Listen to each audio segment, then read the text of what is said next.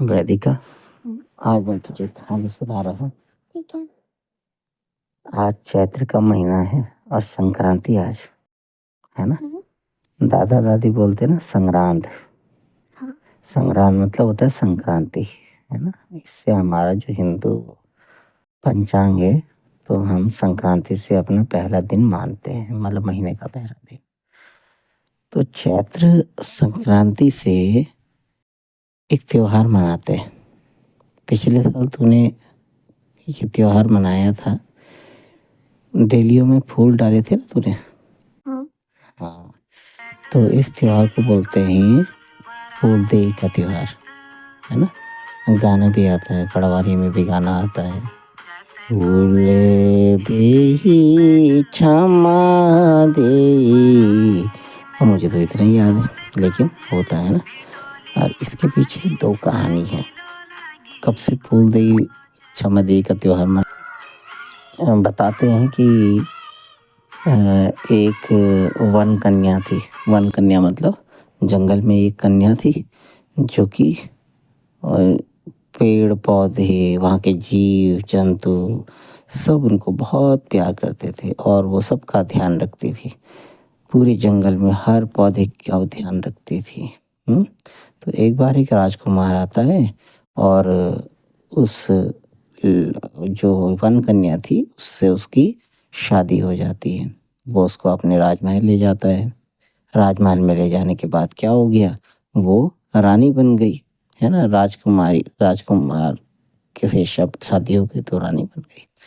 लेकिन जो महारानी थी, महारानी मतलब जो उनकी सास थी, वो उन्हें कभी भी मायके नहीं जाने देती। कई बार वो कहती मुझे मायके जाना है, मुझे जंगल में जाना है, अपने पुराने दोस्तों से मिलना है, वहाँ के पेड़ पौधों को देखना है, ये सब उसकी इच्छा होती थी, लेकिन वो उसको नहीं भेजती थी। ऐसे ही वो बेचारी परेशान होती गई, अपने पति से भी बोलती गई।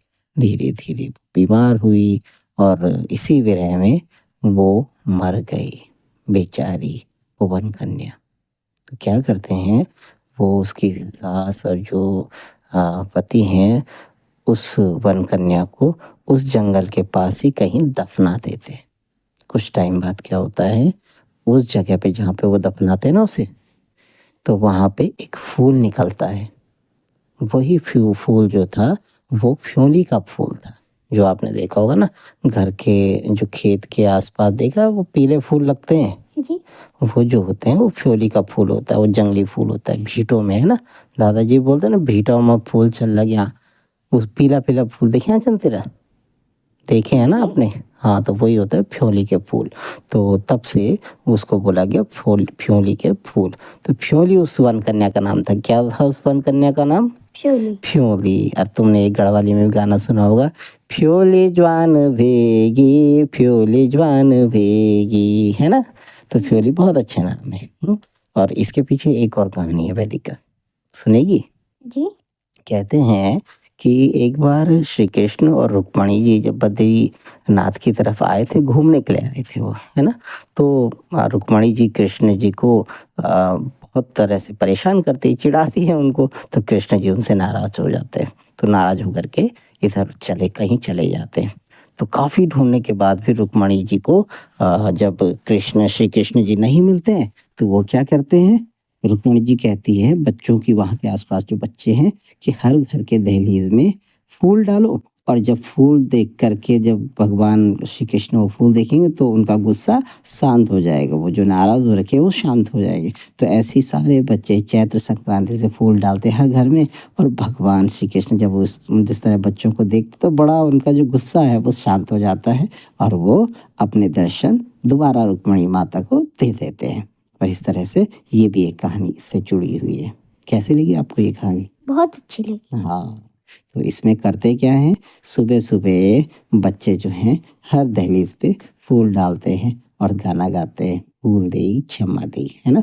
बचपन में हम भी आपकी बुआ और आसपास जो हमारे पड़ोस में भी जो आपकी बुआएं हैं और हम दोस्त लोग भी क्या करते थे, शाम के टाइम पे फूल तोड़ने जाते, स्कूल से आते थे और उसके बाद फूल तोड़ने खेतों में जाते थे, जंगल में जाते थे, बुरास के फूल लाते थे, फ्योली के फूल लाते थे, अगर कभी दूर नहीं जा सकते थे तो घर के आसपास ही गेंदे के फूल और गुलाब के फूल ये सारे रख करके और सुबह सुबह अपने दहलीज में डालते थे, तो बड़ा मज़ा आता था। तू भी डालेगी? हाँ डालूंगी। हाँ, तो आप भी मनाएंगे फूलदेई का त्योहार।